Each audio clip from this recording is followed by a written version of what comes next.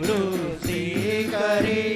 એ ભક્ત જન પ્રતિપાળ રાખો શરણમાં કરુણા કરી. હે ભક્તજન પ્રતિપાળ રાખો શરણમાં કરુણા કરી. હે પૂર્ણ પુરુષોત્તમ પ્રભુ પરબ્રહ્મ જય સર્વોપરી.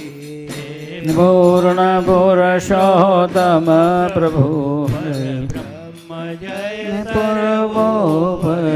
સહજાનંદ સ્વામી મહારાજની સહજાનંદ સ્વામી મહારાજની જય. શ્રી હરિકૃષ્ણ મહારાજની જય. શ્રી સ્વામિનારાયણ આજ્ઞા ઉપાસના સત્સંગ મંડળ શ્રી સ્વામિનારાયણ હિન્દુ મંદિર મનમાવ જંકશન ન્યૂ જર્સીના ઉપક્રમે આજની ધનતેરસની સર્વ હરિભક્તોને શુભેચ્છાઓ સહિત જાજા હિતથી સર્વને દંડવત પ્રણામ સહિત જય સ્વામિનારાયણ. આપણા સર્વના ઇષ્ટદેવ ભગવાન શ્રી હરિ આપણા સર્વનું મંગલ કરો. નૂતન વર્ષે આધિ વ્યાધિ ઉપાધિમાંથી કોઈ પણ પ્રકારની ઉપાધિ આપણી ઉપર ભગવાનની કૃપાથી મહારાજની દયાથી રહે નહીં અને આનંદથી આપણે ભજન કરીએ. કારણ કે ઘણીવાર શું થાય, ઉપાધિ નીકળી જાય ને એટલે પછી વળી પાછા આપણે ચાલો તારે હવે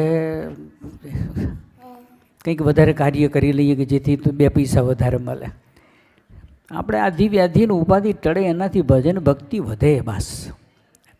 એના માટે ભગવાન શ્રી હરિ આપણા સર્વની ઉપર બહુ જ દયા કરે એવી ભગવાનના ચરણોમાં પ્રાર્થના કરી આજની સત્સંગ સભાની શરૂઆત કરીએ. નજર કરો ને નાથ ચરણ રજ દાસી તમારી. તન મન ધન ને પ્રાણ નાખું તમ પરવારી. દર્શન વિના દયાળ જીવ જંપે નહીં મારો. સાચું કહું મહારાજ પ્રભુજી મારે સંગ તમારો. વલ સંગ તમારો શામળિયાજી ઉલટ ઘણો છે અંગ. નજર ભરીને નિરખું મારા સ્વામી સહજાનંદ મારા. સ્વામી નંદ મુજને સદા રાખજો પાસ. મુજને સદા રાખજો પાસ. મુજરો લેજો રે મહારાજ મુજરો લેજો રે મહારાજ. શા માટે ધર્મરાજ આવડી રીસ ચડી છે. સેવા કરતા રાજ કહો ને કાંઈ ચૂક પડી છે. ઓછી જાત બુદ્ધિ જાણું નહીં જદુરાયા.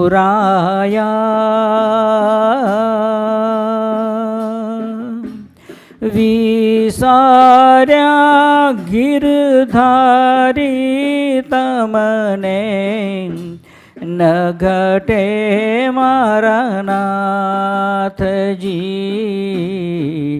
મહેર કરીને મોહનજી મને રાખો ચરણની પાસ. દયા કરીને દામોદરજી પ્રેમાનંદ નાથ વાલા, પ્રેમાનંદ નાથ મુજને સદા રાખજો પાસ.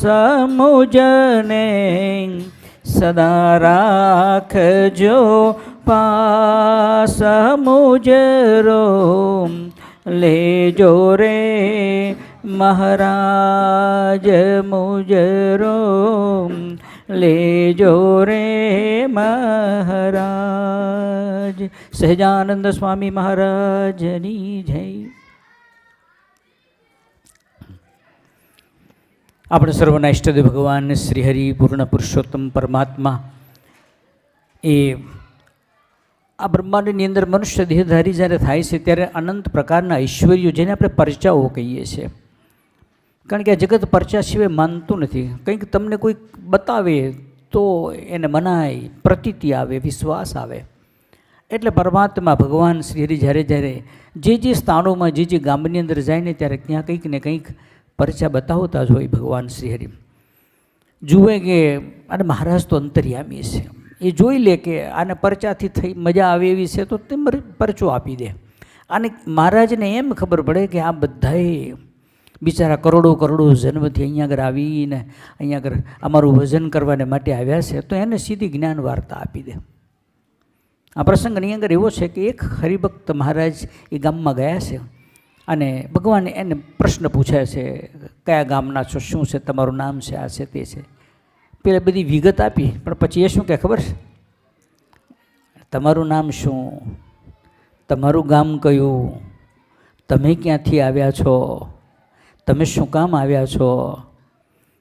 તમે મને પ્રશ્ન પૂછો તો મહારાજ કે મારે તમને પૂછવું પડે કે, અને એનું પૂછવાનું કારણ એ હતું કે મહારાજ જ્યારે એનો જવાબ આપશે ને ત્યારે આટલા બધા બેઠા હશે, બધાને ખબર પડે કે આ કોણ છે, શું કામ આવ્યા, ક્યાંથી આવ્યા. એટલે શુભમતી સહુ સાંભળો વળી કહું પરચાની વાત, દેખાડે ચમત્કારતી પણ શ્યામ પ્રભુ સાક્ષાત. ભગવાન શ્રી સાક્ષાત છે. સાક્ષાત એટલે આપણને દ્રષ્ટિગોચર થાય, આપણને દેખાય, હાથોહાથ આપણી સેવાને ભક્તિને અંગીકાર કરે, આપણી ભૂલ હોય તો આપણને સુધારે, આપણને જ્ઞાન આપે. તો એવા ભગવાન એક સમય પોતે મહારાજ, ભેળા 5-7 ભક્તરાજ, સહુ ચાલ્યા તે આઘોઈ થકી, જાતા હતા કંત કોટ નકી. ભગવાન શ્રી હરિની સાથે 5-7 હરિભક્તો, સંતો, પાર્ષદો મહારાજ આઘોઈથી કંથકોટ તરફ જઈ રહ્યા છે. અને તે વખતે રાત્રિ પડી છે માર્ગની અંદર. ત્યાં આગળ લૂંટારા લૂંટ કરવાને માટે આવ્યા, કારણ કે એ સમય જેવો હતો બધાને. એટલે ભગવાન શ્રી હરિએ પોતાનું દિવ્ય સ્વરૂપ બતાવ્યું અને પેલા લૂંટારા જે હતા ને એ ભગવાનને પગે લાગી અને એના આશ્રિત બની અને ત્યાંથી વિદાય થયા. એમ કરતાં કરતાં વળી કે રાગમ માહી ગયા, રામાનંદ ગયા તે પ્રમાણો, ત્યારે વૈરાગી મળીને સહુ, મારવાયા ભૂંડા તે બહુ. કેરા ગામનો પ્રસંગ છે. અહીં રામાનંદ સ્વામી પધાર્યા ત્યારે વેરાઈ ગયો. તે વખતે બહુ ઉત્પાતી હતા. કારણ શું? તો એમની દુકાનો બંધ થવા લાગી હતી. ધર્મનો માર્ગ, સત્યનો માર્ગ, ભગવાનનો માર્ગ, મોક્ષનો માર્ગ એ ભગવાન શ્રીહરિએ એવો અદ્ભુત ચલાવ્યો. પોતાના સંતોના વર્તનો એવા અદ્ભુત કરી દીધા કે એને જોતાં એમ થઈ જાય કે ના ના, આવા સાધુ આ બ્રહ્માંડમાં હોય જ નહીં. અને મહારાજ બોલ્યા છે, આ સાધુ આ બ્રહ્માંડના છે જ નહીં, આ તો અમે સાથે લઈને આવ્યા છીએ કે નહીં તો આવા ન હોય. આપણામાંથી કોઈકને બનાવી દીધા હોય તો અઠવાડિયું 15 દાડા મહિનો બહુ થઈ ગયો. અને પછી આપણે તો જઈએ પણ બીજા 10 જણને કહીએ કે ચાલો અહીંયા આગળ કંઈ મજા નથી, આખો દિવસ બેસી રહેવાનું, એના કરતાં કંઈ બીજી પ્રવૃત્તિ કરીશું એમ કરીને અહીંથી નીકળી જાય. જ્યારે એ વખતે 5,000 સાધુ હતા મહારાજના વખતમાં. પણ પછી થોડી અસરો લાગે, કોઈકને ખોટું લાગે, કોઈકને માન, કોઈકને કંઈ, કોઈકને બનાવવું, કોઈકને પૂજાવવું, કોઈકને મંદિરના મહંત થવું, એમ કરતાં કરતાં કેટલાય નીકળી ગયા હતા. છેવટે 500 રહ્યા હતા ખરેખર હતા ને. ગમે તેવી પરીક્ષાઓ કરે તો ભગવાન એમાંથી પાસ થાય એવા એ સાધુઓ રહ્યા. રામાનંદ સ્વામીને મારવાને માટે આવ્યા, બધા વેરાઈ ગયો. સ્વામિનારાયણ જાદુ જાણે, તેથી આમ દેખાડ્યું આટાણે.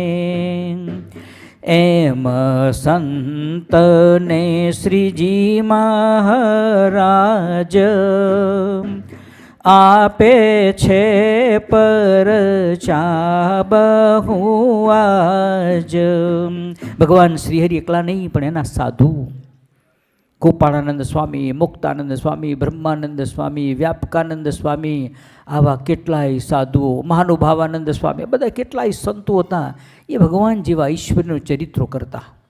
સાધુ જ્યારે ચરિત્ર કરે ને ત્યારે પેલાને એમ થાય કે ઓહો, આ સાધુમાં આટલો બધો ચમત્કાર ને આટલું ઐશ્વર્ય દૈવત આમાં હોય તો એ જેનું ભજન કરે છે ભગવાન કેવા સમર્થ હશે. એટલે સાધુની પાસે પરમાત્મા ઐશ્વર્ય બતાવતા અને પ્રતાપ બતાવતા, મરેલાને જીવતા કરતા, અને કોઈકને કંઈક ઉપાધિ હોય તો એ દૂર કરી દેતા. કે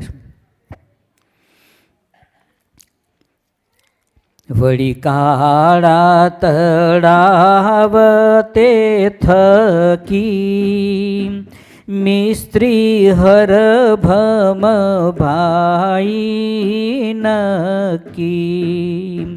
ગયા દર્શન કરવાને કાજ, હતા ગઢડામાં શ્રી મહારાજ. કાળા તળાવ ભગવાન શ્રીહરિએ મુક્તાનંદ સ્વામીને મોકલ્યા હતા. ભગવાન થાકી ગયા હતા મુક્તાનંદ સ્વામીથી.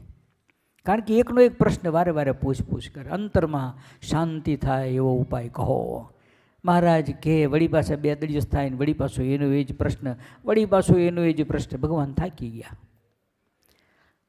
મુક્તાનંદ સ્વામીનો પ્રશ્ન સાંભળ્યા બાદ અને ઘણો સમય થયો અને મુક્તાનંદ સ્વામીને પ્રશ્નનું સમાધાન જ્યારે ન થયું ત્યારે ભગવાન ઉદાસ થઈ ગયા.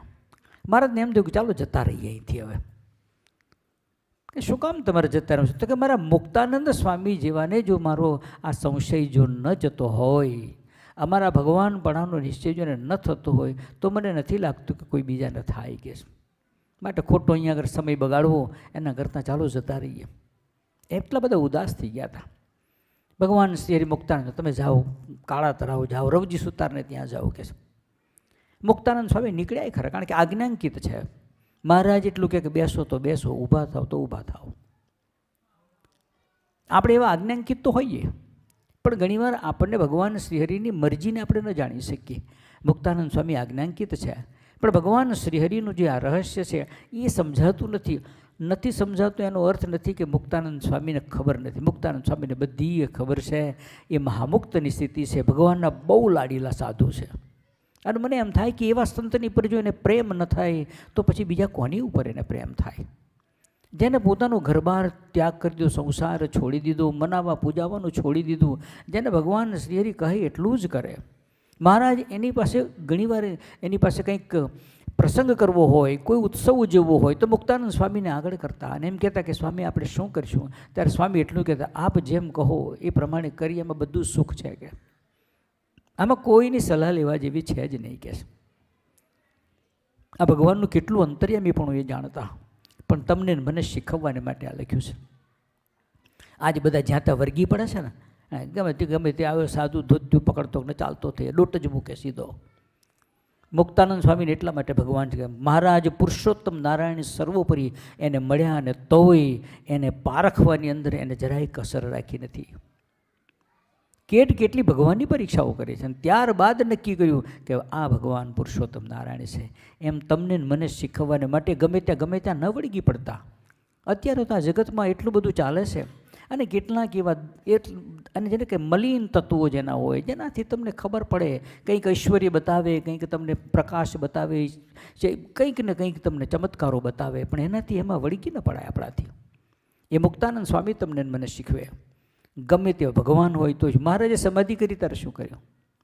મહારાજે સમાધિ કરી તો ના પાડી દીધી કે ના ના ના, મહારાજ દિયો પાખંડ મેલી સતસંગ માન થાઉં ફેલી સમાધિ તો છે જેને તેને થાય બીજા માને અમે ન મનાય. મુક્તાનંદ સ્વામી ભગવાન શ્રીહરિને એમ મોઢા ઉપર કહી દીધું, આ સમાધિનું ધૂત તમે કરો છો ને, એ બીજાને સમજાવજો, મને સમજાવતા નહીં કે. આટલા ભગવાનને જે પારખવાની અંદર આટલો સમય લેતા હોય, આટલી પરીક્ષાઓ કરતા હોય, આટલો વિરોધ કરતા હોય, ગાદી પર બેસવાનું થયું ત્યારે વિરોધ નથી કર્યો. રામાનંદ સ્વામીએ ગાદી સોંપી ત્યારે કોઈ વિરોધ નહીં.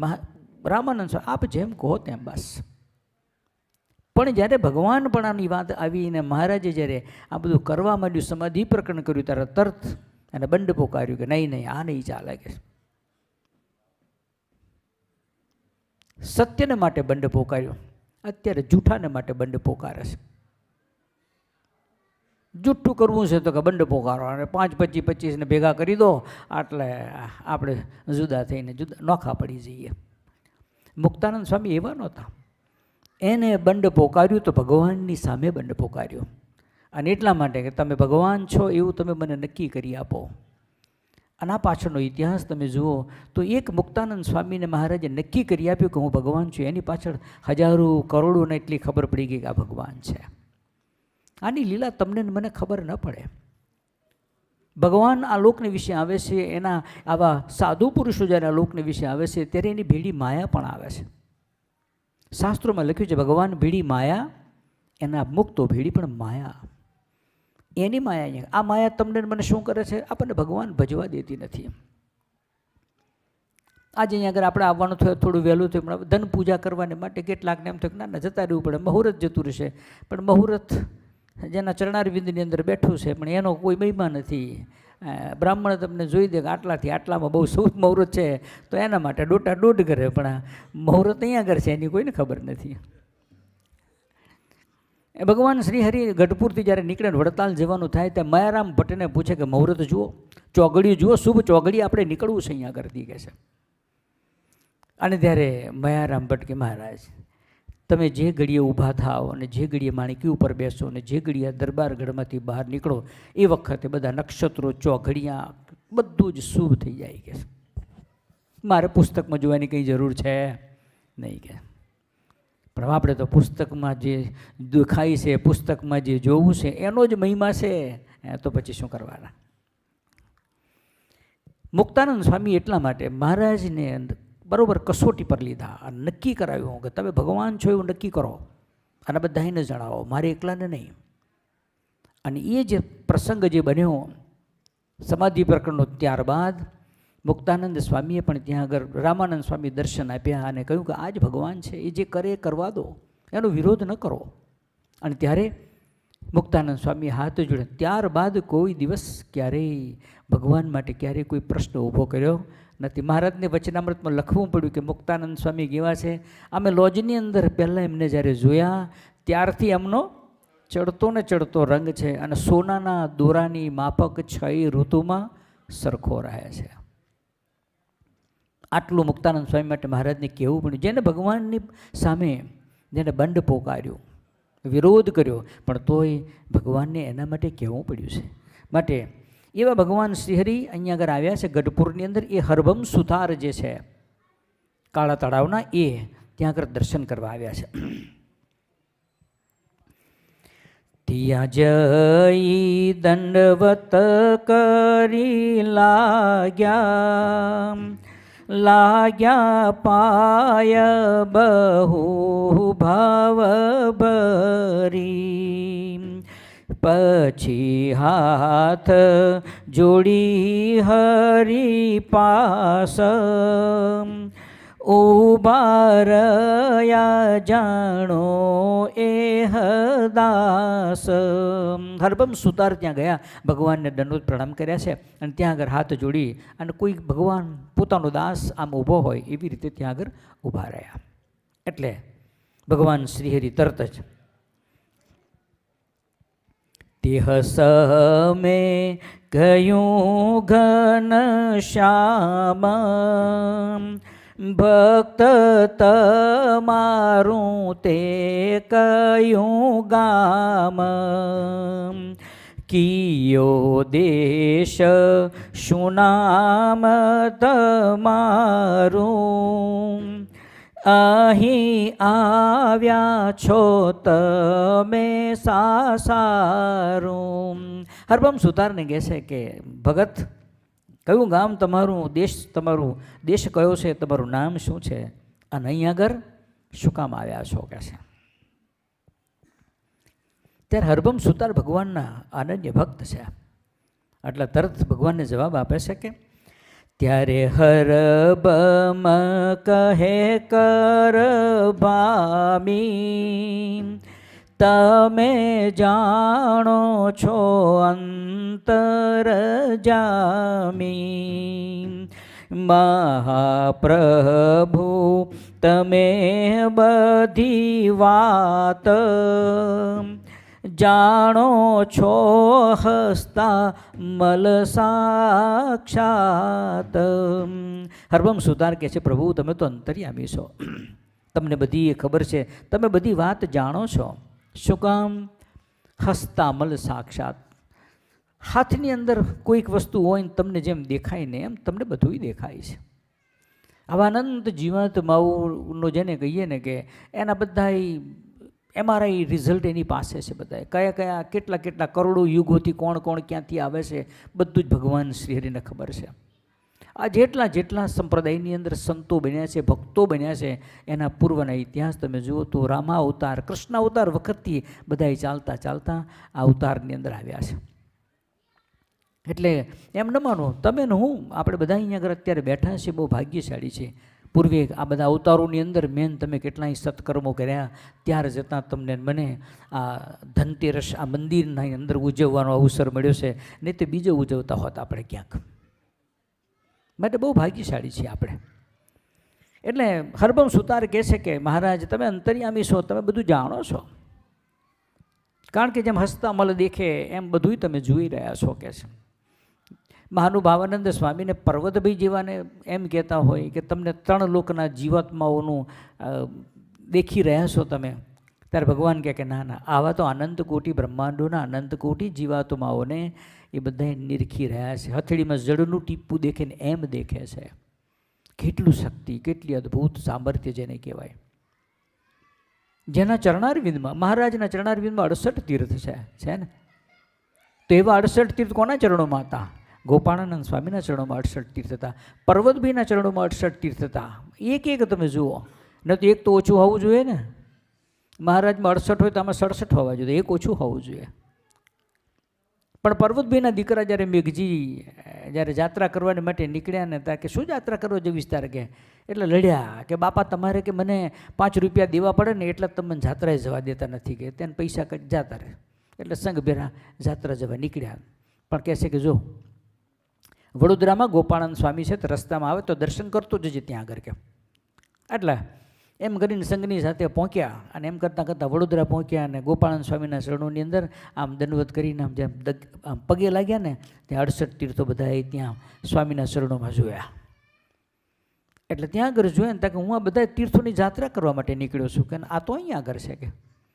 2-4 દિવસ રહે એટલે સંઘ કે ચાલો મેઘજીભાઈ જવું છે, તો કે ના તમે જાઓ, મારે તો કાંઈ જવું નથી કે. તો કે કેમ? મારે તો 68 તીર્થ અહીંયા આગળ છે કે. સંઘ ગયો અને સ્વામીની પાસે બેઠા અને પછી કહે છે કે કેમ જાત્રાએ કેમ અધૂરી કેમ રાખી કે છે? કે જે માટે જતું હતું એ બધા તો અહીં બેઠા છે, તમારા ચરણારવિંદમાં બેઠા છે કે. ત્યાં કહે છે કે તમારા બાપના ચરણારવિંદમાં પણ એટલા જ તીર્થો છે. કે મને કોઈ દિવસ બતાવ્યા નહીં ને કે. તો કે તમે કોઈ દિવસ પૂછ્યું? માટે જાઓ કે અને ત્યાં જઈ અને કહેજો, બતાવશે તમને. ત્યાંથી વડોદરાથી પાછા આવ્યા અને આવી અને અગત્રે આવી અને તે બધી હકીકત કહી અને પછી કહે છે તમારા ચરણોમાં બતાવો, તો બતાવી દીધા. આ સામર્થ્ય છે. એક એવા મહાન સાધુ પુરુષોની સામર્થ્ય છે. અને એટલું સામર્થ્ય હોવા છતાંય આવા ભગવાન પોતાના ઈષ્ટદેવને માટે જેને પોતાના જીવન પોતાના કુરબાન કરી દીધા. નહીં તો એમને તો મજા હતી, એમને કાંઈ તકલીફ નહોતી. એ જે ધારે તે કરવાને સમર્થ હતા. પણ તોય દુઃખ વેઠ્યું છે. મહારાજે જેટલા જેટલા પ્રકરણો ફેરવ્યા એમાંથી ગોપાળાનંદ સ્વામી પણ એમાંથી બહાર નીકળ્યા છે. એમને એમ કીધું કે ના ના, હું તો આ તમારો ખાસ મુખ્ય છું, માટે મારા માટે કશું નહીં. બીજા એવા ચૈતન્યાનંદ સ્વામી એટલા બધા વિદ્વાન અને એટલા બધા જેને કહીને કે આમ બાહોશ હતા શાસ્ત્રોની અંદર અને શાસ્ત્ર ચર્ચાઓની અંદર. તો મહારાજની પાસે જે ઢોલિયો, મહારાજ જે ઢોલિયા ઉપર બેઠા હોય તો એમની બાજુમાં બીજો એક ઢોલિયો હોય, એની ઉપર એ બેસતા. અને ભગવાનને કોઈને ગિફ્ટ આપવી હોય, કોઈને કંઈ ધર્માદા કરવું હોય, કે મહારાજે ભેટ આપવી હોય તો પહેલાં કોની પાસે આવે? ચૈતન્યાનંદ સ્વામી પાસે આવે અને એમાંથી એમને જોઈતું રાખી લે અને પછી બાકીનું જાય મહારાજની પાસે. એવા સાધુ હતા. પણ એ બધાને જેને કહીએ કે ગોપાળાનંદ સ્વામીના શિષ્ય બાલ મુકુંદદાસજી સ્વામીનો જ્યારે સમાગમ કર્યો છે ત્યારે પોતે એમ કીધું કે હું 12 વર્ષ સુધી હું ગુરુ સદગુરુ તરીકે રહ્યો, પરંતુ સાચો સાધુ આજ થયો છું કે છે.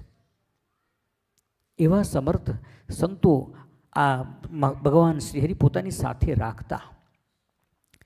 આ કહે છે તમે અંતર્યામી છો, તમે બધું જાણો છો, પછી મને શું કામ પૂછો છો કે છે.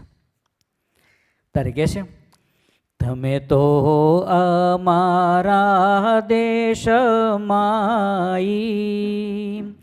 ઘણી વાર પધાર્યા છો ત્યાંય, અમારા ગામ માયમ ઘેર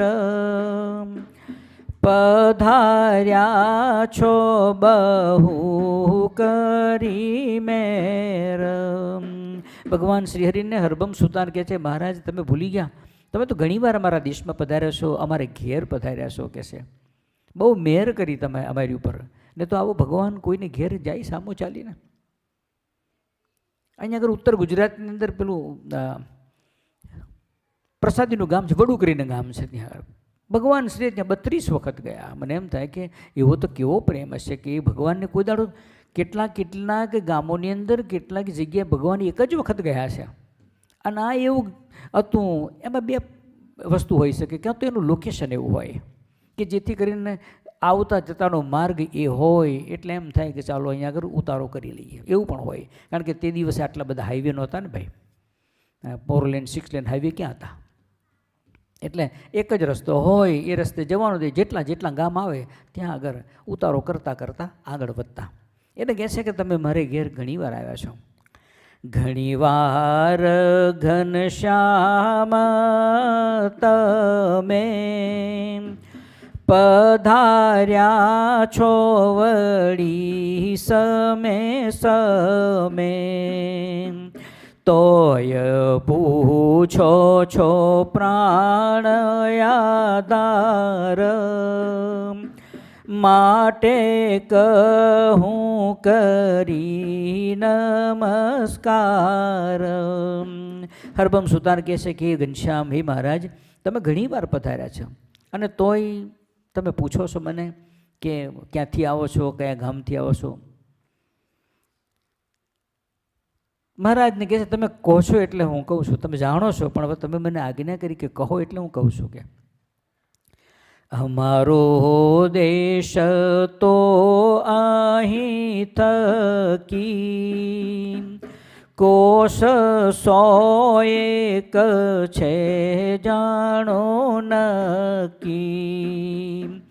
કાળા તળાવ ગામે તે રહીએ હર ભમ મારું નામ લઈએ. મહારાજ આ ગઢપુરથી લગભગ 100 કોસ દૂર એ આ મારું ગામ છે અને કાળા તળાવ મારું ગામ અને હરભમ મારું નામ છે કે છે. પણ હવે હું તમને પૂછું કે પણ પૂછું આપને મહારાજ તે કહો તમે હરિયાજ. કિયો દેશ તમારો શ્રી હરી કહો વાત અમને તે ખરી. તમે તો મારું બધું પૂછી લીધું પણ હવે હું તમને પૂછું કે પણ પૂછું આપને મહારાજ કયો દેશ તમારો. તમારો દેશ પૂછો તમારો દેશ કયો છે કે તમારું ગામ કયું છે આ બધું મને કહો કે છે. તમારો દેશ કયો છે તે અમને કહો. કિયું ગામ તમારું મોરારી એ પણ કહો વાત સારી. કિયું ઘર તમારું હે તાત કહો તે પણ અમને વાત. ભગવાનને કહે છે તમારો દેશ કયો છે, તમારું ગામ કયું છે, તમારું ઘર કયું છે કે છે. માટે એ અમને બધાને કહો કે છે. અને બીજું અહીં કેમ પધાર્યા છો હરી તે પણ કહો દયાએ કરી. એવા બોલ્યા વિનય વચન સુતાર હર ભમ પાવન. ભગવાનને કહે છે તમારું દેશ કયો છે, તમારું ગામ, તમારું ધામ, તમારું ઘર આ બધું કયું છે અને તમે અહીંયા આગળ શું કામ પધાર્યા છો કે આટલું અમને કહો કે. ભગવાનને શું કામ આવવું હોય. મહારાજ વચનામૃત અનેક જગ્યાએ કહ્યું છે અનંત મુમુક્ષુ આત્માઓને આ માયાનું જે કાર્ય એમાંથી સદૈવને માટે મુક્ત કરી અને અમારા ધામની અંદર અમારી મૂર્તિનો આનંદ અને સુખ અમારે આપવું છે એટલા માટે અમે અહીં આગળ આવ્યા છીએ. બાકી બીજો કોઈ હેતુ છે નહીં. ભગવાનનો કોઈ હેતુ નથી. મહારાજને જો આ લોકની અંદર રહેવા માટે જો મજા આવતી હોત ને જો રોકાયો તો 49 વર્ષે શું કામ જતા રહે. બરાબર. શ્રી કૃષ્ણ ભગવાન 125 વર્ષ સુધી રહ્યા છે. ભગવાન રામચંદ્ર 10,000 વર્ષ સુધી રહ્યા છે અહીં આગળ. તો ભગવાન શ્રીહરિ ખાલી 49 વર્ષમાં શું કામ જતા રહે જો એને બહુ જ મજા આવતી હોય તો અહીંયા આગળ. પણ પરમાત્મા એટલા માટે નથી, ભગવાન એટલા માટે આવે છે. એને તો ખબર છે એ કે હું અક્ષરધામમાં રહ્યો થકો ખાલી સંકલ્પ કરું કે આ બ્રહ્માંડના બધા જીવાત્માઓ છે એ અમારા ધામની અંદર આવી જાઓ તો બધા આવી જાય કે અમારે આવવું ન પડે. તેમ છતાં અહીં આગળ આવ્યા. આવા દાદા ખાચર જેવા ભગવાનના ભક્તો, હરભમ સુતાર જેવા, સુંદરજી સુતાર જેવા, સુરો ખાચર, આ બધા ભગવાનના ભક્તો પ્રેમ કરવાને માટે, લાડ લડાવવાને માટે ભગવાન અહીંયા આગળ પધાર્યા. 49 વર્ષમાં કાર્ય પૂરું થઈ ગયું. જે કરવું હતું બધું કરી નાખ્યું. કોઈ કરી શકે, કોઈ અવતાર કરી શકે. 49 વર્ષમાં આટલું કરાય. આટલો મોટો વિશાળ સંપ્રદાય, 6 ભવ્ય મંદિરોની રચનાઓ તમે જો, 500 સાધુની રચના, કેટલાય સતશાસ્ત્રોની રચના કરી છે અને હજારો લાખોની સંખ્યામાં હરિભક્તો છે. શાસ્ત્રોમાં લખ્યું સત્સંગી જીવન અને હરિચરિતમાં સાગરમાં લખ્યું છે, ભગવાન શ્રી હરિ આ લોકની વિશે જ્યારે મનુષ્ય દેહધારી થઈને પોતાના સત્સંગને સંપૂર્ણ જ્યારે પ્રસ્થાપિત જ્યારે કર્યો છે ને, ત્યારે તે વખતે 5000 પરિવારો હતા મહારાજના ભક્તો. વિચાર કરીએ, 5000 પરિવારની અંદર જો તમે ખાલી 5 સભ્યો આપણે ગણીએ તો 25000 હરિભક્તો તે વખતે હતા. ત્યારબાદ 5000 સાધુ, બ્રહ્મચારીઓ, પાર્ષદો, બહેનો, આ બધાય તમે ગણી કાઢો તો 50,000ની આજુબાજુ ઇઝી થઈ જાય એ સમયની અંદર. આજે તો કોઈ ગણતરી મૂકી ન શકે, કેલ્ક્યુલેટર નાના થઈ જાય, એટલી સંખ્યા વધી ગઈ ભગવાનનું ભજન કરવામાં. ત્યારે આપણને એમ થાય કે કેમ આટલું બધું થયું. રાતે 200 વર્ષનો ઇતિહાસ છે. મહારાજ 1837માં પ્રગટ થયા અને અત્યારે 2082 વર્ષ ચાલે છે. 250-62 વર્ષની આજુબાજુનો ઇતિહાસ, અને એમાં કરોડોની સંખ્યામાં ભગવાનનું ભજન કરનાર જો ભક્તો થાય, એ તમને મને બતાવે છે કે કોઈક જેવા જીવ જે જોગની અંદર આવે છે એ બધા સત્સંગના અંદર જન્મ ધારણ કરે છે. ભગવાન જો છપૈયા છોડીને જ્યારે નીકળ્યા અને ચાલતા ચાલતા 7 વર્ષની અંદર 12,500 કિલોમીટરનો પ્રવાસ કરતાં કરતાં લોજની અંદર જ્યારે પહોંચ્યા અને ત્યાં આગળ રામાનંદ સ્વામીને મેળાપ થાય, ત્યાં આગળ ગાદીની ધર્મધુરાને પોતે ધારણ કરી, ત્યાર પછીથી ભગવાન શ્રી હરિ 29-30 વર્ષ આ સત્સંગમાં રહ્યા. 19 વર્ષે ગાદી ઉપર બેઠા. 49-40 વર્ષની અંદર આટલા શાસ્ત્રોની રચનાઓ કરી, આટલું બધું કરવું. અને અત્યારે જે વધારો થઈ રહ્યો છે ને એનું કારણ આટલું છે, તે વખતે જેટલા જોગમાં આવ્યા એ બધા પુનઃ ફરીથી આ સત્સંગમાં આવે છે, અહીંયા આગળ બેસે છે, આ વાતોનો અભ્યાસ કરે છે, અને એમ કરતાં કરતાં ભગવાનનું પુરુષોત્તમપણું આત્મામાં જ્યારે દ્રઢ થાય છે ત્યારે એનું કલ્યાણ થાય છે. એટલા માટે અહીંયા આગળ કહે છે કે તમે શું કામ આવ્યા છો તે વાત કરો. કેમ? ત્યારે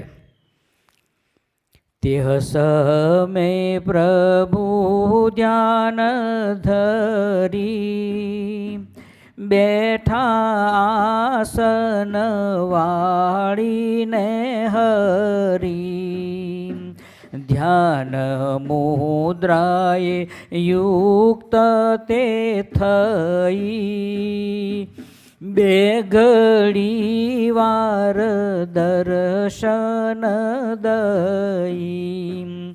હરભમ સુતારનો પ્રશ્ન અને એને આટલા બધા જે પ્રશ્નો હતા એટલે મહારાજ વિચાર કરે છે કે જરા ધ્યાનસ્થ અવસ્થામાં ગયા, નક્કી કર્યું ગોઠવીને કેવી રીતે આને કહેવું. એટલે થોડી વાર રહી અને પછી ભગવાન શ્રી એમ કહે છે, જો જાગ્યા છે પોતે જીવન પ્રાણ, ધ્યાનમાંથી તે શ્યામ સુજાણ, અનેક જીવને શીખાવા કાજ, કરે લીલા એવી મહારાજ. એમને કાંઈ વિચારવાનું હોય નહીં, પણ આ એક લીલા છે. કોઈકને એમ થઈને આ લખાયું શું કામ, તો કે હરભમ સુતારે પ્રશ્ન પૂછ્યો પછી ઘડીક ભગવાન ધ્યાનમાં ગયા અને પછી વિચાર કરી અને પછી ભગવાન શ્રી હરિ બોલે છે. ભગવાનને કંઈ વિચાર કરવાનો હોય નહીં, મહારાજને કશું બધું જાણે છે. તમે જો વચનામૃતની અંદર જ્યારે ભગવાનને પ્રશ્ન પૂછ્યા, મુક્તાનંદ સ્વામી જેવા, નિત્યાનંદ સ્વામી જેવા વિદ્વાન સાધુ પુરુષો જ્યારે પ્રશ્ન પૂછે ભગવાનને, અને તે વખતે તમે જોયું કોઈ દિવસ મહારાજે વિચાર કરીને જવાબ આપ્યો હોય? તરત જ ઇન્સ્ટન્ટ તમને એમ પ્રશ્ન પૂછો, જેવો પ્રશ્ન પૂરો થાય એની સાથે એનો જવાબ શરૂ થાય. આટલું દૈવત ભગવાનમાં ન હોય તો એને ભગવાન કોણ? બ્રહ્માનંદ સ્વામીમાં જેટલું દૈવત હોય, બ્રહ્માનંદ સ્વામી ને જ્યારે પેલાને ગાદી ઉપર બેસી અને પ્રશ્ન પૂછવાનો વારો હોય ત્યારે પહેલાં કયા ખત્રીનો પ્રશ્ન પૂછવાનો વારો થાય, કયો ખત્રી કહે છે કે હું પ્રશ્ન પૂછું, જવાબ આપો. તેને એક પછી 108 પ્રશ્નો પૂછ્યા. 108. બ્રહ્માનંદ સ્વામી કહે છે કે આ તો આપણું કામ નહીં, કહે છે અહીંયા આગળ. કે આમ તો બધી ખબર હતી એમને, કારણ કે બ્રહ્માનંદ સ્વામી હતા ને એ સહસ્ત્રધાવની હતા. એને 1000 પ્રશ્ન તમે સાથે પૂછો ને તો 1000 પ્રશ્નના જવાબ અનુક્રમ પ્રમાણે આપે. જે પ્રશ્ન હોય એનો જવાબ એ પ્રમાણે 1000 પ્રશ્ન તમે કરો ને તો એના જવાબ એ રીતે ક્રમમાં આવે. પણ ભગવાન શ્રી હરિને કહ્યું તમે આનો ઉત્તર આપો, મારાથી નહીં થાય કે, કારણ કે પહેલાં એમને ગાદી ઉપર બેસાડી દીધેલા અને પછી ભગવાને કીધું 108 પ્રશ્નોના જવાબ એક આમ એકી સાથે આપ્યા છે, તો પછી ભગવાન શ્રી હરિ ન આપી શકે? મહારાજને વચનામૃતમાં કોઈ દિવસ અટક્યા નથી, વિચાર કરીને બોલ્યા એવું નથી, તરત જ પ્રશ્ન પૂછ્યો નથી કે ભગવાને જવાબ આપ્યા નથી. અને કેટલા બધા શાસ્ત્રોની જેને કહીને કે ઓથેન્ટિકપણું તેને આપ્યું છે, જેને ઓથોરાઇઝ કરીને કે આ શાસ્ત્રમાં આ લખ્યું છે, આમાં આ લખ્યું છે, આમાં આ લખ્યું છે, એમ કરીને તમને મને કહ્યું છે કે જેથી કરીને કોઈને ક્યારેય સંશય ન થાય. એમ ન થાય કે સ્વામિનારાયણ કંઈક નવું લઈ આવ્યા, એવું ન થાય. એટલા માટે શાસ્ત્રોનો આધાર લીધો છે. ને તો તમને ખબર છે શું લખ્યું છે શાસ્ત્રોમાં? જ્યારે ભગવાન પ્રગટ થાય ત્યારે તે કહે છે તે જ શાસ્ત્ર છે અને તે જ ધર્મ છે. ભગવાન રામચંદ્ર પ્રગટ થયા તો તે વખતે ઋષિ મુનિઓએ પુરાણો અને બધું લખી નાખ્યું હતું, વેદોની રચના થયેલી, ઉપનિષદોની રચના થયેલી હતી, પણ કોઈએ એમાં જોવા નથી ગયા. બધાએ કહ્યું એમ કર્યું છે. શ્રી કૃષ્ણ ભગવાન જેમ કહ્યું તેમ બધાએ કર્યું છે. કોઈ પૂછવા ગયા? મહારાજ જ્યારે પ્રગટ થયા અને તે વખતે કોઈ એમ કીધું કે ભાગવતમાં આમ લખ્યું છે? ના, મહારાજ આપ જેમ કહો છો એટલે બધું બરાબર છે. એક મુક્તાનંદ સ્વામીએ કીધું કે તમે ભગવાન છો અને તમે સર્વોપરી ભગવાન છો એવું કયા શાસ્ત્રમાં લખ્યું છે કે? અને ત્યારે ભગવાન શ્રી કહે ત્યારે એક કામ કરીએ, જે દિવસે તમને શાસ્ત્રમાંથી એ સાંભળવા, વાંચવા, જોવા મળે ત્યારે માનજો, ત્યાં સુધી કંઈ વાંધો નહીં કહે છે. કારણ કે શાસ્ત્રોમાં ભગવાન શોધવા જઈએ તો ભગવાન ક્યારેય ન મળે. જ્યારે આ લોકમાં મનુષ્યનું શરીર ધારણ કરીને આવે ત્યારે એ કહે છે એ જ ધર્મ છે, એ જ શાસ્ત્ર છે. મહારાજને કોઈ એમ નથી કીધું તમે ભગવાન છો, એનું પ્રમાણ મહારાજે આપી દીધું છે, પણ કોઈએ શાસ્ત્રોની રીતે પૂછ્યું નથી કે કયા શાસ્ત્રમાં લખ્યું છે કે કળિયુગની અંદર અવતાર થવાનો છે.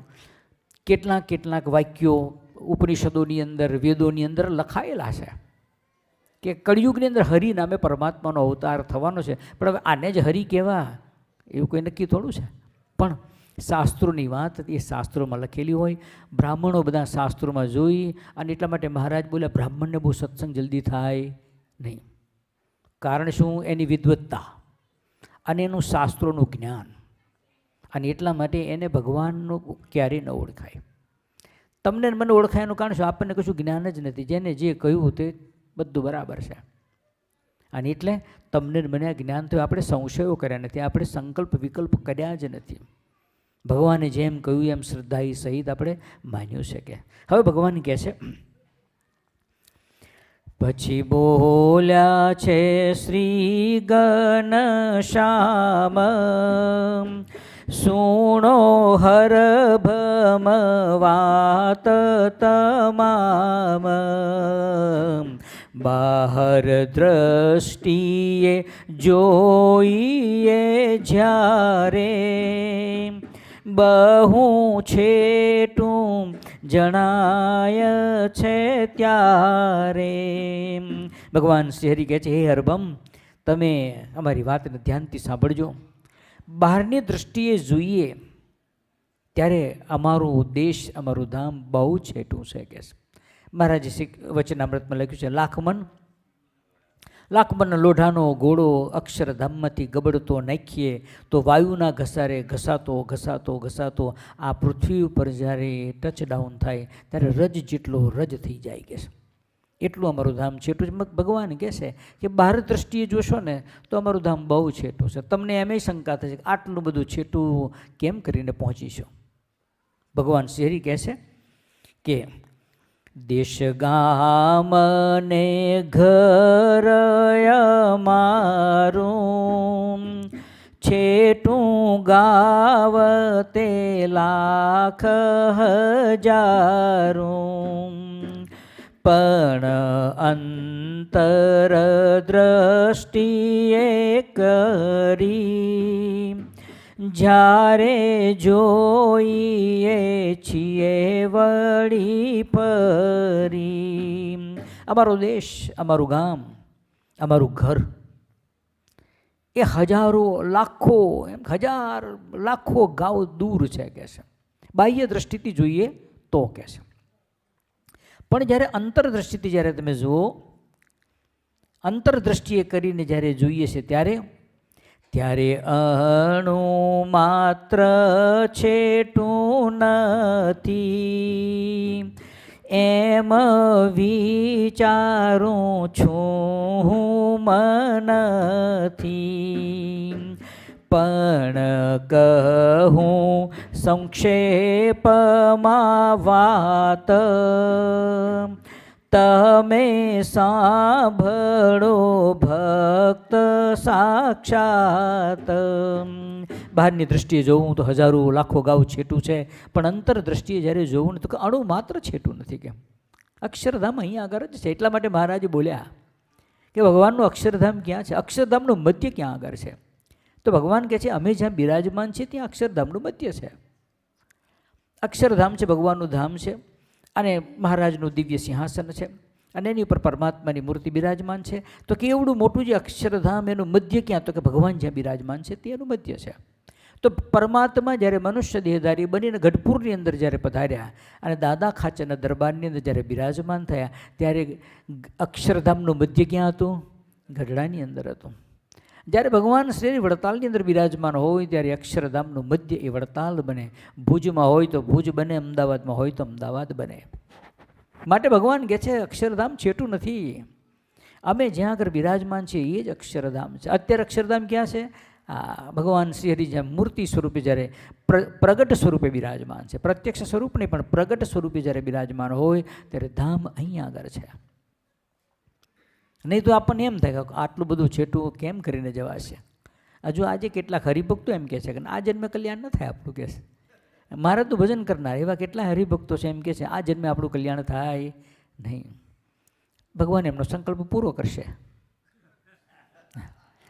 કારણ કે ભગવાનની મૂર્તિ આગળ જઈને આપણે સંકલ્પ કરીએ કે આ જન્મે મારું કલ્યાણ નહીં થાય, તો ભગવાન તો સત્ય સંકલ્પ છે.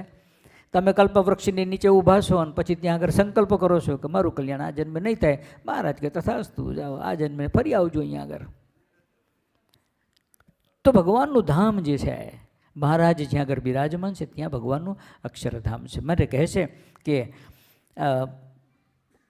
અંતરદ્રષ્ટિ કરો તો બહુ નજીક છે, બાહ્ય દ્રષ્ટિ કરો તો બહુ દૂર છે. કે હવે ભગવાન કહે છે અનિરહ દેશ અમારો નિવાસ, એમાં રહ્યા મેં કરી વાસ. તેજ અક્ષર ધામ અમારું, તેમાં રહ્યા છે મુક્ત હજારો. ભગવાન શ્રી કહે છે અમારો દેશ કયો છે? અનીર દેશ છે.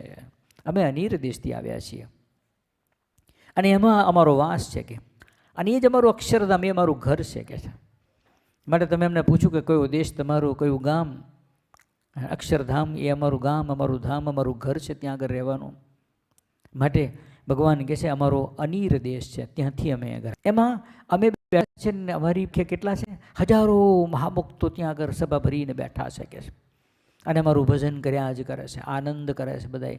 અમારી મૂર્તિ જોઈને કોઈને એમ જેને કે તૃપ્તિ થતી નથી. કે છે એટલો આનંદ ભગવાનની મૂર્તિમાં છે. આ તો આપણને કશું ખબર નથી ને, એટલે આપણે અહીંયા આમ તેમ ડાફડીએ મારીએ ને આડાવડી હાથ પાવ હલાવીએ છીએ. પણ જે દિવસે ખબર પડે ને તે દિવસે તમને મને એકવાર જો ખાલી સપનામાં ઝબકારો કરી જાય ને તો બધું જગત માત્ર બધું ખોટું થઈ જાય. પણ ભગવાનને એ રીત નથી ને કલ્યાણ કરવાની. નહીં તો હમણાં કરી દે, સમાધિ કરાવી દે તો તરત જ એમ થાય બસ હવે કશું કરવું છે નહીં.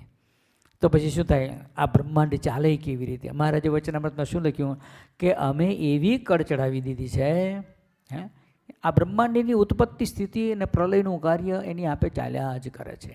ભગવાન કહે છે અમે એવી કર ચડાવી દીધી છે. જેમ પેલું રમકડું હોય ને ટોય, અને આપણે આમ જરા બે ચાર આંટા મારીને પછી મૂકી દઈએ તડાક તડાક તડાક ચાલ્યા કરે, એમ ભગવાન કહે છે અમે એવી કર ચડાવી દીધી છે કે આ સંસાર ચાલ્યા જ કરે છે.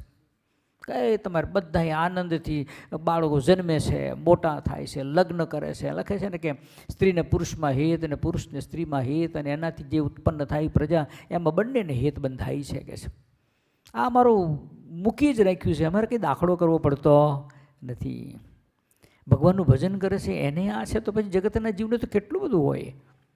આપણે ભજન કરીએ એટલે એની શિક્ષાપત્રી, એનું વચનામૃત, એનું જોતાં જોતાં આપણે બીતા બીતા અહીંયા આગળ રહી રહ્યા છીએ. પણ જેને એનો આધાર નથી એ તો મસ્તી મોજથી મજા કરે છે. ફરી આવો સમય મળ્યો કે નહીં મળે માટે મજા જ મજા કરી લો કે છે. કેટલાય છે ને એવા શુષ્ક વેદાંતિ મહારાજે ઘણું લખ્યું છે. વચનામૃતોની અંદર પણ એવી વાતો લખી છે. શુષ્ક વેદાંતિ બ્રાહ્મણ આવીને બેસે અને ભગવાનને કહે કે આ બધું ખોટું છે કે છે. નરક અને સ્વર્ગ એ તો તમે ઊભું કર્યું છે કે છે, તમારા સાધુએ ઊભું કર્યું છે કે આવું કશું છે નહીં કે છે. શ્રુતિ અને સ્મૃતિના ધર્મો જે છે એ પણ ખોટા છે કે છે. વચનામૃતમાં લખ્યું કે શ્રુતિ અને સ્મૃતિના ધર્મ ખોટા છે, અને શ્રુતિ અને સ્મૃતિના ધર્મથી જે આપણને પ્રાપ્તિ થાય છે, કાં તો આપણને સ્વર્ગની પ્રાપ્તિ થાય, કાં તો આપણને નરકની પ્રાપ્તિ થાય, તો કે તે પણ ખોટું છે. કારણ શ્રુતિ અને સ્મૃતિનો ધર્મ જો ખોટો હોય તો એના પાલન કરવાથી જે તમને મને પ્રાપ્ત થાય છે તે પણ ખોટું છે. પણ ભગવાન શ્રીએ બહુ અદ્ભુત જવાબ આપ્યો છે એનો. મહારાજે એમ લખ્યું છે કે સમુદ્રની વચમાં જે ઊભો હોય એને ચારે તરફ શું દેખાય? જળ જ દેખાય, પાણી જ પાણી દેખાય. અને મેરુ પર્વતની ઉપર ઊભો હોય એને નીચે બધું હોય, ઝાડ પહાડ પૃથ્વી વનસ્પતિ મનુષ્ય પશુ પંખી, એ બધું કેવું દેખાય? એકાકાર દેખાય, જુદું જુદું ન દેખાય કે. તો ભગવાન કહે છે એનો અર્થ એક થોડો છે કે એ ખોટું છે. તમને દેખાતું નથી એ તમારી સ્થિતિ છે, એટલે તમને દેખાતું નથી. ભગવાન શ્રીહરિ પોતાના પરમ એકાંતિક સાધુની વાત કરી કે સમુદ્રને વચ્ચે, મહારાજ લખ્યું છે વચનામૃતમાં કે એક વહાણ હોય તો એ કાંઠેથી ચાલે ચાલે ચાલે 1 વર્ષ સુધી સમુદ્ર મધ્યે ચાલ્યું જાય કે છે. અને ચાલતા ચાલતા સમુદ્રના મધ્ય ભાગમાં જ્યારે પહોંચે ત્યારે એની અંદર બેઠેલો જે હોય એને ચારે તરફ શું દેખાય છે? જળ દેખાય છે, એને કશું દેખાતું નથી. એનો અર્થ એ નથી કે જે કિનારા ઉપર જે હતું એ બધું જતું રહ્યું. તમે એટલી સ્થિતિએ પહોંચ્યા છો કે તમને એવું કશું દેખાતું નથી કહે છે. માટે ભગવાન શ્રી કહે છે એ તો એવા અમારા ભગવાનના ભક્તો એવા છે કે અમારું ભજન કરતાં કરતાં એવી પરમ એકાંતિક સ્થિતિને પ્રાપ્ત કરી છે કે અમારી મૂર્તિ સિવાય કશું દેખતા નથી, અમારી મૂર્તિ સિવાય કશું જોતા નથી. પણ છે તો બધું અહીંયા આગળ જ, પણ એને અમારે ભક્તિના બળે કરીને એને જણાતું નથી કહે છે. માટે ભગવાન શ્રી કહે છે કે એવા હજારો મહામુક્તો ત્યાં આગળ બેઠા છે કે છે. એહ અમારો પ્રકાશ જાણો, દામ નામ તેનું તે પ્રમાણો, તેમાં દિવ્ય મૂર્તિ તે અમારી, તેજોમય સદા સુખકારી. એમાં મુક્તો હજારો હજાર રહ્યા છે અને એ અમારો પ્રકાશ જાણો, ધામ નામ તેનું તે પ્રમાણો. અક્ષરધામ છે, પ્રકાશિત ધામ છે. વચનામૃતમાં અક્ષરધામને ગોલોક પણ કહ્યું છે. કેટલાક વચનામૃતોની અંદર મહારાજના અક્ષરધામને ગોલોક તરીકે વર્ણન કર્યું છે. પણ એની અંદર શું થાય કે જો આપણને જો એ વાતની સમજ ન હોય તો આપણે ગોલોક એટલે ભગવાન શ્રી કૃષ્ણ નારાયણનું જે ધામ ગોલોક, એ ગોલોકવાસી કહેવાય. આપણે એને એ સમજી બેસીએ. પણ ભગવાન શ્રીહરિએ લખ્યું છે એની અંદર કે નહીં, ગો એટલે પ્રકાશ અને લોક એટલે ધામ. જે ધામ અતિશય પ્રકાશે યુક્ત છે એવું જે અક્ષરધામ, એનો બીજો શબ્દ છે ગોલોક. પણ ગોલોક એટલે આ ગોલોકને, જેમ અવાંતર ધામોની અંદર આપણે જઈએ તો પહેલાં કૈલાસ પર્વત આવે ને એની અંદરથી આગળ જઈએ એટલે તમારે વૈકુંઠ આવે ને પછી આગળ જાઓ એટલે ગોલોક આવે ને પછી એથી આગળ જાઓ તો બદ્રિકાશ્રમ આવે, એથી આગળ જાઓ તો શ્વેતદ્વીપ આવે, પછી ભૂમાપુરુષનો લોક આવે. આ બધાય જે અવાંતર ધામો છે એ પૈકીનું જે ગોલોક છે એ નથી. મહારાજે અક્ષરધામને ગોલોક કહ્યું છે, પ્રકાશક ધામ. કારણ કે બીજા કોઈ એવા ધામ નથી કે જેવા અતિશય પ્રકાશયુક્ત હોય. ભગવાન એટલા માટે કહે છે એ અમારો પ્રકાશ છે એમ જાણજો અને એ અમારું ધામ છે એ પ્રમાણે તમે નક્કી કરજો કે. અને એમાં આ દિવ્ય મૂર્તિ તે અમારી, તેજોમય સદા સુખકારી. ભગવાનની મૂર્તિ કેવી છે? અતિશય તેજોમય છે અને સદાય સુખકારી છે. આ જે સુખકારી છે ને આવતીકાલે સુખકારી નહીં હોય એમ નહીં, સદૈવ સુખકારી છે. આ લોકમાં પ્રભુ પધાર્યા ત્યારે પણ એ સુખદાયી અને એ અત્યારે મૂર્તિ સ્વરૂપની અંદર પણ અતિશય સુખદાયી છે. જ્યારે આપણને એમાં શંકા થાય ત્યારે આપણે એમ સમજવું કે આપણા સત્સંગની અંદર આપણને બહુ ખોટ છે.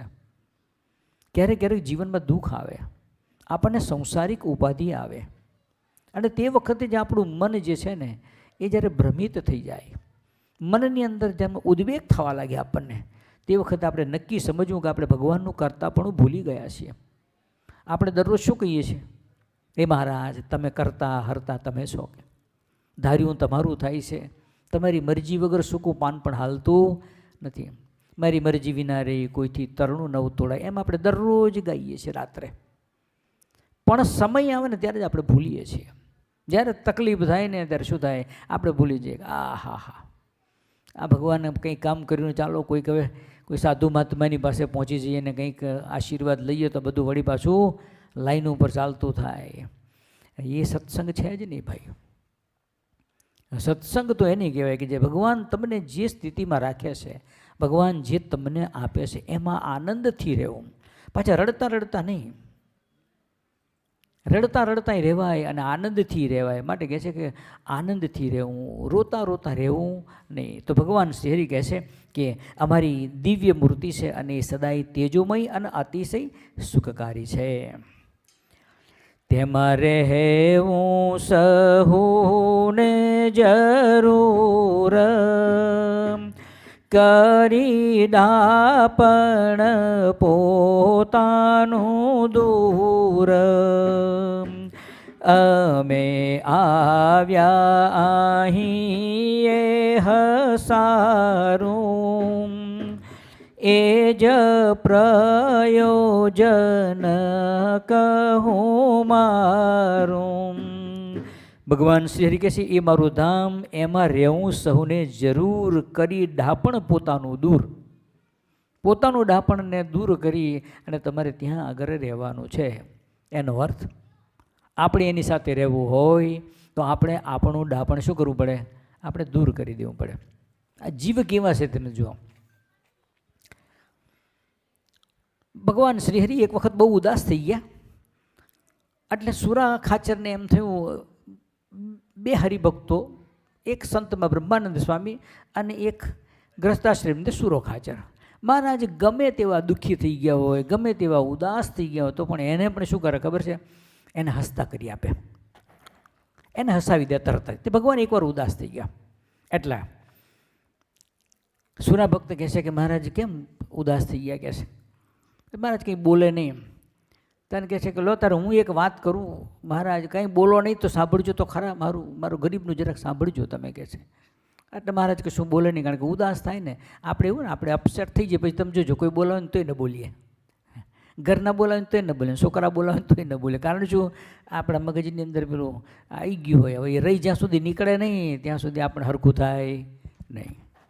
મહારાજ કહે છે કે ઉદાસ થઈ ગયા, કંઈ બોલતા નથી. એટલે સુરા ભક્ત કહે છે કે જુઓ ભાઈ, બધા સંતો અને ભક્તોને કહે છે જુઓ, હું તમને એક સરસ વાર્તા કરું. કહે છે મહારાજને ગમે તો સારું, પણ તમને બધાને વાત કરું. કહે છે એક ધનાઢ્ય બાવો હતો, એનું નામ હતું જાલમગર બાવો.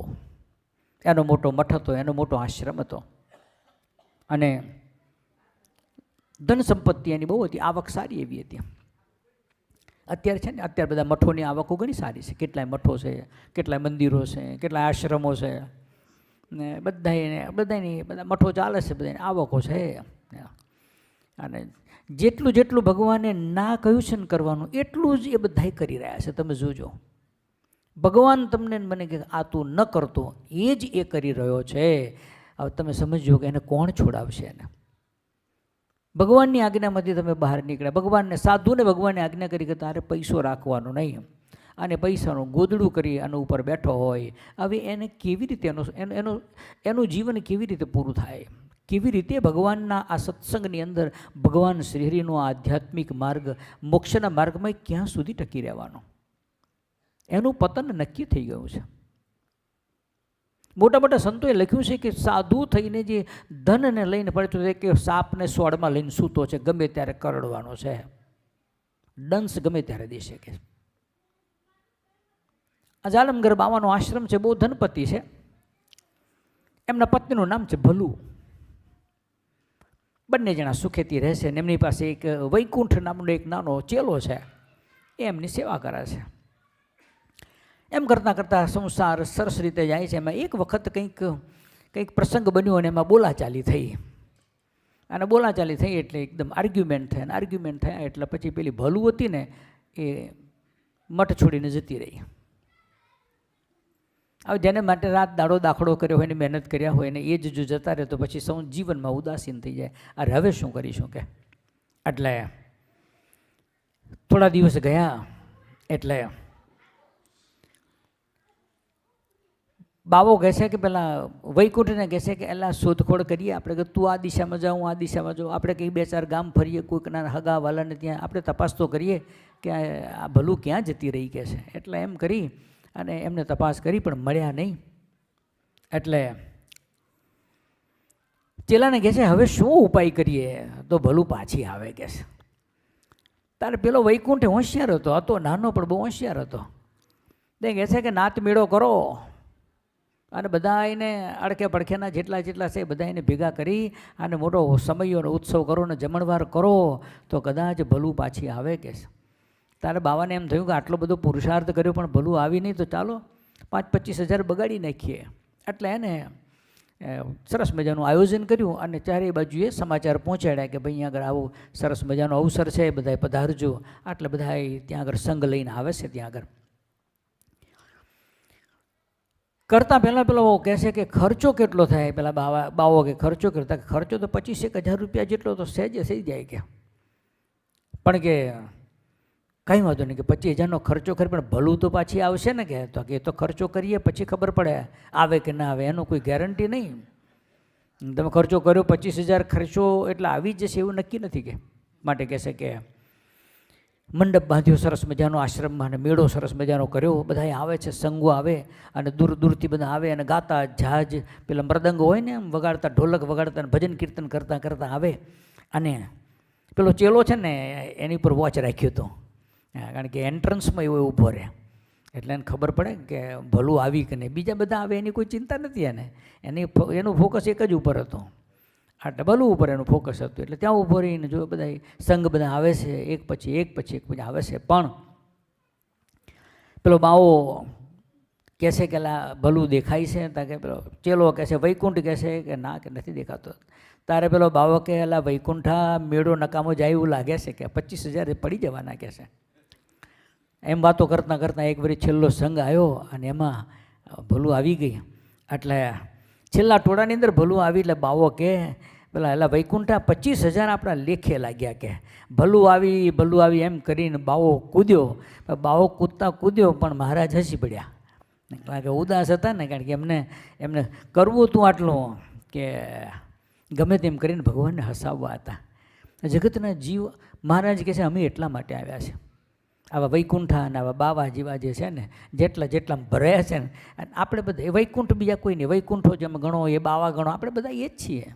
આપણે બધા ભરેલા પડ્યા છીએ આમાં, અને એમાંથી બહાર કાઢવાને માટે ભગવાન કહે છે અમે એટલા માટે અહીંયા આગળ આવ્યા છીએ. હરબમ સુતારને કહે છે અમારું આગમન એટલા માટે છે, તમને બધાને ધામમાં લઈ જવા છે, અમારી પાસે રાખવા છે, બધાને તમને સુખિયા કરવા છે કે. ભગવાન શ્રીહરિને દીનાનાથ ભટ્ટ હતા.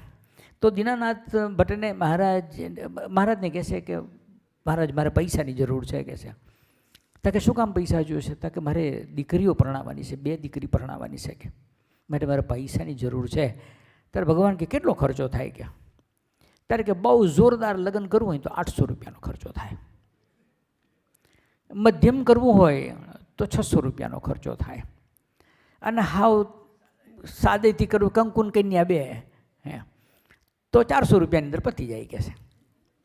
ત્યારે મહારાજ કહે છે એલા ભટજી આ તો બહુ મોંઘું પડે કે, આટલો બધો ખર્ચો કરવાનો હોતો છે કે. પણ મહારાજ શું થાય કે સંસારની અંદર લગ્ન લેવા હોય તો ખર્ચો બધા વેવાઈ આવે એ બધાને જમાડવાના તે ખર્ચો. ત્યારે મહારાજ કે ના આ તો બહુ ખોટું, મારે જો આવું હોય ને કે તો હું એક બાજુ બધાને ઘરમાં પૂરીને કે આમ અગ્નિ પ્રગટાવી અને પછી જંગલમાં જતો રહું કે, એટલા કોઈ ઉપાધિ જ ના આવે મારે પાસે. તાર બ્રહ્માનંદ સ્વામી કે એટલે તમારામાં જેનો વિચાર જ આવા હોય મહારાજ કે જેની દાનત આવી હોય એને સ્ત્રી છોકરા હોય જ ક્યાંથી કે. તમે સંકલ્પ સારા કરો તો કંઈ સ્ત્રી છોકરા હોય તમને, તમારો સંકલ્પ તો જુઓ. હજુ છે નહીં તે પહેલાં કહે છે ભેગા કરીને સળગાવી દઈએ તો પછી ક્યાંથી સ્ત્રી છોકરા હોય તમને કહે છે. પણ ભગવાનને શું હતું, મહારાજને બધાઈમાંથી તમને મને બધાને બહાર કાઢવા છે. અને એટલા માટે ભગવાન શ્રીહરિનું આ પ્રાગટ્ય છે. અને મહારાજનો આવવાનો હરબમ સુતારને પ્રશ્ન પૂછાવા પાછળનો હેતુ પણ એટલો જ હતો કે ખબર પડે ભગવાન કોણ છે, કેવા છે, ક્યાંથી આવ્યા છે, શું કામ આવ્યા છે, અને તમારે મારા માટે એ શું કરી શકે એમ છે. ભગવાન તમને મને બહુ જેને કહીને કે આપણને સુખ કરવા માટે આવ્યા છે, પણ આપણે એટલું છે એના શબ્દની ઉપર નજર રહેવી જોઈએ, એની આજ્ઞાઓ ઉપર, એના વચનો ઉપર નજર હંમેશા રહેવી જોઈએ. આપણે સમજો કે મહારાજની આજ્ઞાનો ભંગ કરીએ અને પછી આપણે માળા કરીએ, એક પગે ઉભા રહીને માળા કરીએ, 50 માળા કરીએ, 100 માળા કરીએ, કીર્તનો ગાઈએ, સેવા કરીએ, દંડવત પ્રણામ કરીએ, બધું જ કરીએ. આપણે જેટલા નિયમ પાળવાના બધા નિયમ, પણ એક આજ્ઞાનો ભંગ કરીને બાકીના ગમે તેટલા સાધનો કરીએ એને પોતાને એમ લાગે કે મારું કલ્યાણ થઈ રહ્યું છે, પણ ભગવાન કહે છે કે એ રીતે અમે કલ્યાણ ક્યારે આપતા નથી. સૌથી પહેલાંમાં પહેલો કલ્યાણનો આધાર એ ભગવાન શ્રીહરિની આજ્ઞા છે. અને બીજું શુદ્ધ ઉપાસના હોવી જોઈએ. ગમે તેવું સુખ પડે, ગમે તેવું દુઃખ પડે, પણ ક્યારેય ભગવાનને ભૂલીને કોઈ કાર્ય થાય નહીં. દાદા ખાચરને કેટલી તકલીફ પડી છે ને, એમને બધાને બહુ ઉપાધિઓ હતી બિચારાઓને, ભગવાનના ભક્તોને બહુ ઉપાધિઓ હતી. બોટાદના ભગા શેઠને કેટલી ઉપાધિ હતી. જરાક ભગવાનના ભક્ત થાય એની અંદર તો નાતની બહાર મૂકી દીધા. આજે બધું નાત બાત બધું વેરણ છેરણ થઈ ગયું ભાઈ. એ જમાનામાં નાતનો રૂઆબ તમે જોયો હોય ને તો આમ આપણું આમ ધ્રુજાવી નાખે તમને. જરાક જો પંચ ભેગું થાય ને અને ભેગું થઈને એમ કે આજ અમને બાયકોટ કરવાના છે, અમને બહાર કાઢવાના છે, સમાજની બહાર કાઢ, તે દિવસે પહેલાંને એમ થઈ જાય કે મરી ગયા, હવે કેમ કરીશું. એવો સમય હતો એ સમયે. પણ એમાંય એ ભગા શેઠ તમે જુઓ કે સત્સંગ થયા પછી ભગવાન શ્રીહરિને કોઈ દિવસે ક્યારે ભૂલ્યા જ નથી. ગમે એવી ઉપાધિ આવી, સત્સંગમાંથી નાતમાંથી બહાર કાઢી મૂક્યા. નાતમાંથી બહાર કાઢ્યા, કેટલા બહાર કાઢ્યા કે એમને ત્યાં રોટી બેટીનો કોઈ સંબંધ નહીં, વાડકી વ્યવહાર નહીં, એમને ત્યાં કોઈ કશું આપવા જાય નહીં, કોઈ એમના ઘરનું કશું લે નહીં, એની દીકરી સાથે કોઈ લગ્ન કરે નહીં, એના દીકરાને કોઈ કન્યા આપે નહીં. આટલી બધી ઉપાધિ જેને થાય અને તોય એ ભગવાનનું ભજન કરવાનું ચાલુ રાખે. મહારાજને બધી ખબર છે. જ્યારે એ પરિસ્થિતિ જ્યારે થઈ અને જ્યારે ભગવાનની પાસે ગયા, કોઈ ફરિયાદ નહીં, આનંદથી ભગવાનનું ભજન કરે. પણ હરિભક્તો કે આવી ઉપાધિ છે, મહારાજ તો અંતર્યામી છે, એને ખબર છે.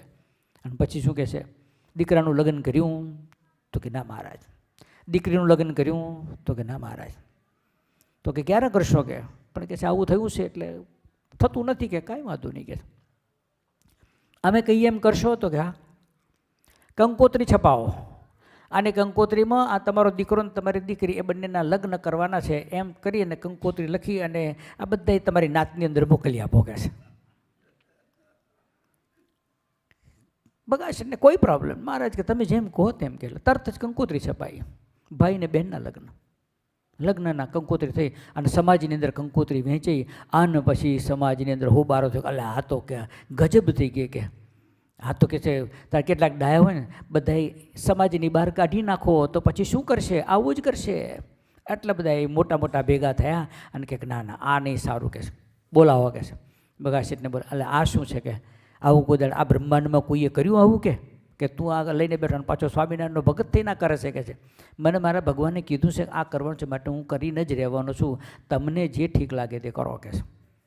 બધાએ આમથી આમ આગા પાછા થતાં છેવટે નક્કી કર્યું કે નહીં એમ નહીં, આપણે સમાજની અંદર બધાને પાછા લો. એટલે બધાને વળી પાછા સમાજમાં પાછા લીધા અને દીકરીનું ઠેકાણું પડ્યું અને દીકરાને ઘેર એને બીજાની દીકરી પણ આવી અને એમ કરી અને આખો રસ્તો ભગવાને કાઢ્યો. પણ એને વિશ્વાસ ના ગુમાવ્યો, એને દુઃખ થયું આટલું બધું છે, ભગવાનનું ભજન કરીને મરી ગયા, પણ તોય આટલી બધી ઉપાધિ, કોઈ ઉપાધિ નહીં.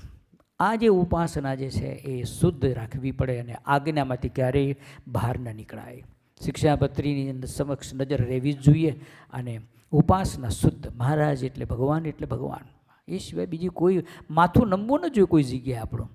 મહારાજે ઘણી વચનામૃતોનો અભ્યાસ કરો, પતિવ્રતપણાની ભક્તિની વાતો લખી છે કે જે ઈષ્ટ સ્વરૂપ, જે સ્વરૂપ તમને મળે છે એ સ્વરૂપ એ જ તમારું પતિવ્રતપણાની ભક્તિનું સ્વરૂપ છે. હરિચરિતમાં સાગરમાં લખ્યું, જેને જેવે રૂપે પરમાત્મા મળે એ જ એનું ભગવાનનું સ્વરૂપ કહેવાય. આપણને ભગવાન શ્રીહરિ મળ્યા છે, આપણું ભગવાનનું સ્વરૂપ છે. પછી એને મૂકીને આપણે બીજા કોઈનું ભજન થાય નહીં. કારણ શું છે? બીજા બધાય એટલું યાદ રાખવું, જે કોઈ અન્ય ધર્મની અંદર હોય, જે અન્ય દેવની ઉપાસના કરતા હોય, એને ક્યારે દુઃખ નથી પડ્યું એવું બન્યું છે? એને દુઃખ તો પડે જ છે, કારણ કે એ તો આ લોકની બધી રીત છે એની અંદર. પણ ભગવાનનું ભજન કરનારને આટલો મોટો ફાયદો છે, બેનિફિટ શું છે કે ક્યારેક આપણા કર્મનું દુઃખ જો આપણા પ્રારબ્ધની અંદર લખાયેલું હોય તો એને મહારાજ દૂર કરી શકે એમ છે, બીજા કોઈની તાકાત છે નહીં. માટે આપણે ભગવાન શ્રીહરિનું ભજન કરતાં કરતાં તકલીફ આવે, દુઃખ આવે ને, તો એટલું યાદ રાખવું કે કર્મ કદાચ એવું ખોટું હશે એને લઈને આવ્યું છે, પરંતુ એ ભગવાન જે છે એ જરૂર એની અંદર હસ્તક્ષેપ કરે. રેખની ઉપર લેખ કોણ, લેખની ઉપર રેખ કોણ મારી શકે? ભગવાન મારી શકે. એમાં ફેરફાર એ કરી શકે. કર્મમાં આ ફેરફાર આ કરી શકે છે, બીજો કોઈ કરી શકતો નથી. એવા ભગવાન આપણને મળ્યા છે. માટે આપણે સૌ એવા ભગવાનનું આનંદથી ભજન કરતાં કરતાં આ નૂતન વર્ષના બધા દિવસો હવે લગભગ શરૂ થઈ ગયા આજથી. હવે આવતીકાલથી કાળી ચૌદસ, દિવાળી અને આપણે બેસતું વર્ષની જાહેરાત થઈ ગઈ, કૌશલ્ય કરી દીધી છે. એ પ્રમાણે બુધવારે છે ને, બુધવારે એટલે બુધવારને દિવસે અહીંયા આગળ બધાએ પોતપોતાના નવા વર્ષની શરૂઆત એ રીતે કરજો. મહારાજને અહીંયા આગળ આવજો, મહારાજના દર્શન કરજો, આરતી કરજો, દંડવત કરજો, પ્રદક્ષિણા કરજો, ભેટ તમને આપ મૂકી હોય તો તે મૂકજો, ભગવાનને કંઈક જમાડજો અને નવા વર્ષની શરૂઆત કરજો. કારણ શું છે? કારણ કે આ આખું આવનાર વર્ષ જે છે એ દરમિયાન આપણે નૂતન વર્ષે આશીર્વાદ લઈ લઈએ ને, તો આવતું જે વર્ષ જે છે એમાં ભગવાનની અપાર કૃપા આપણા સમગ્ર પરિવારની ઉપર બની રહે અને કોઈ જાતની આધિ વ્યાધિ ઉપાધિ કંઈ આપણને નડે નહીં અને આનંદથી આ ભગવાનનું ભજન થાય. આનંદથી આપણે નોકરીની જોબ તો થાય છે, પણ પછી સારું સ્વાસ્થ્ય અને લાંબુ આયુષ્ય હોય એનો અર્થ એ નથી કે પછી એની અંદર રચ્યા પચ્યા રહેવું. પછી આને માટે સમય કાઢવો પડે ને. એટલે અત્યારથી સમય કાઢવો. અને જેમ નોકરી કરીએ ને આપણે 401Kમાં પૈસા મૂકો છો ને તમે બધા, 401Kમાં શું કામ? 65-70 વર્ષના થઈએ ત્યારે આપણી પાસે સારું એવું હોય એટલે બેઠા બેઠા ખાઈએ. તો આ પણ એવું જ છે. આ 401K અત્યારથી જ શરૂ કરી દેવાનું. આ ઢોલ વગાડે છે અત્યારથી એને 401K ચાલુ કરી દીધું એને, ભગવાનનો રાજીપાનો. એ જમા થતું થયું ને એમ કરતાં કરતાં 70-80 વર્ષે પહોંચશે ને ત્યારે આનંદથી એને ભગવાન એની રક્ષા કરે. જે ભગવાનના થઈને રહે એની રક્ષા ભગવાન ખુદ પોતે કરે. માટે આ નવા વર્ષની એ રીતે શરૂઆત કરીએ. આપણે બધા ભેગા થઈશું અહીંયા આગળ, જેને જે સમય અનુકૂળ હોય એ પ્રમાણે